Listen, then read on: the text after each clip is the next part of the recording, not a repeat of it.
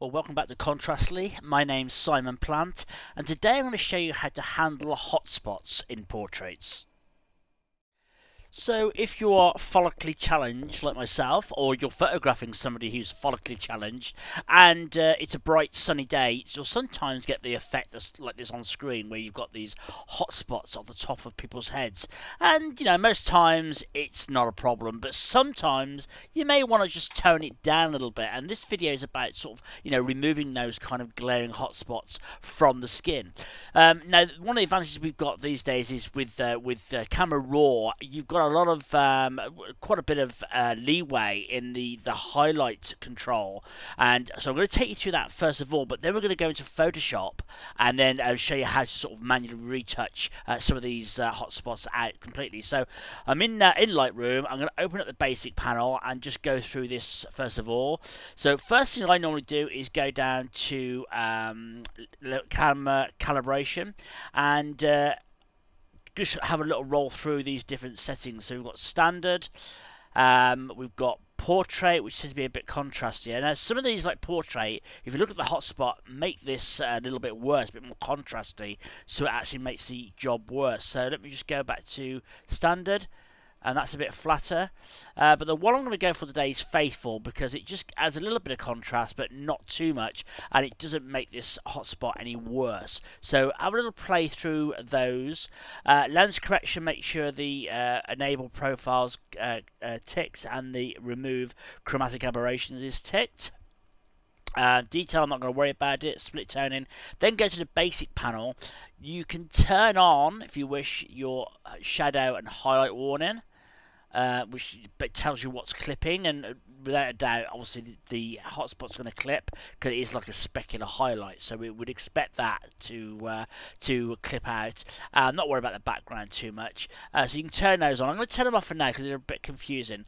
So what I normally do is I normally click on the auto button, and that gets the highlight in a black point near enough where it needs to be. I can tell we can bring the shadows down a little bit, so I'm going to hold down the Alt or Option key, and that just shows us where it starts to clip the blacks, and you can see those just come in now. That's fine.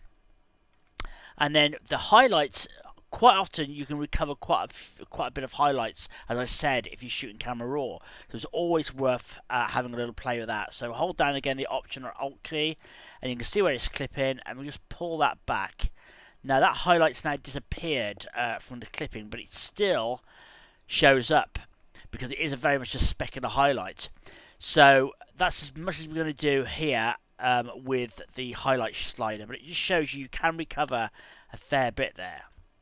So next, I'm going to start thinking about exporting this and open it into Photoshop. Going to right click, export, right click, edit in, then open as a smart object in Photoshop. Okay, so we're now in Photoshop. We've got our smart object image open here in the layers palette, and there's going to be two parts to this on this particular image. I'm going to take down, not take it out completely, but tone down some of this clipping in the highlight. And the reason I think this is important to do is, at the moment, the brightest part of this image is the shiny spot on the top of the head here, and that can be quite distracting. So that's a good reason to address it and to tone it down. Not to remove it completely, but tone it down so that it's just not so distracting. So the first thing I'm going to do is add a new layer to the layers stack there, and I'm going to get the spot healing brush tool. I'm going to zoom in. Make sure sample all layers is ticked up here, and I'm gonna just come in and try and move over this bright spot and just try and add a bit of texture back in to that area, because at the moment there's no texture there. It's a specular highlight, as I said. So don't want to go too far out here, although we can always mask it back if we need to. I'm just trying to go over there. Right, let's zoom in a little bit. 100%. So you can see there's before, there's after. It looks like the dog's chewed it, I'll admit, but it'll be fine in a minute. Basically what we're doing is just adding texture back in. And then I'm going to grab the layer and I'm going to do a double click on the side here, which brings up our layer style. And we want to go down to the blend if sliders. And what we want to do is add a transition to this. So rather than it being very abrupt, the edges here, I want to try and smooth it out and make the transition nice and smooth so it looks a bit more natural. So I'm going to hold down the Alt or the Option key, and what that does is split. At the moment, if I just don't touch any keyboard, I can just slide this, and you can see on the image here as I do that, it's turning off the effect like so. What I want is somewhere in between. So to do that, to make this transition better, I'm going to hold down the Alt or the Option key. That will split the slider, and I can gradually just start dragging this across, and you start to see it changing. So it's going to be done by eye, but if you're looking around the edges here, I want to sort of move it until it kind of blends a bit better towards the edges there. That doesn't look too bad. We can move this one as well a little bit, but we don't want to move it too far. We don't want to take away the effect we've just put on. So somewhere around there doesn't look too bad. Click OK. There's before, there's after, so that's quite a big difference.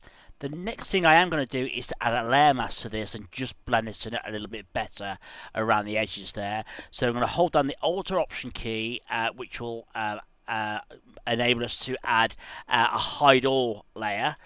So add layer mask there, Alt or Option key held down, and there you have it. So we've basically hidden this layer, and now with a brush tool with white, we can now paint back in the adjustment where we want it. I'm going to drop down my flow to about 20%, and then just paint in the areas there, like so. That way we can build it up a little bit more, with a bit more finesse,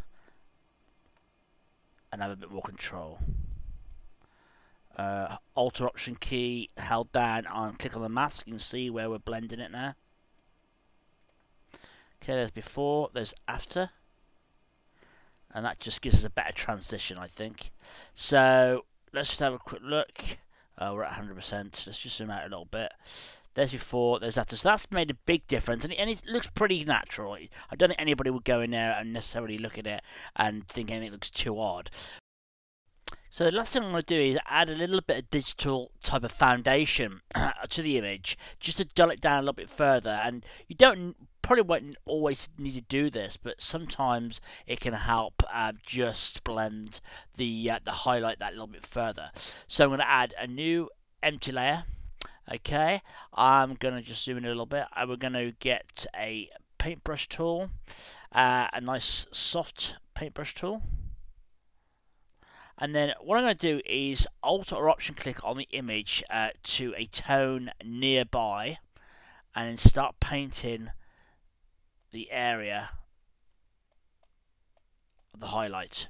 So we're trying to blend the similar colour near to the hotspot. Okay. Doesn't matter if you go a bit too far.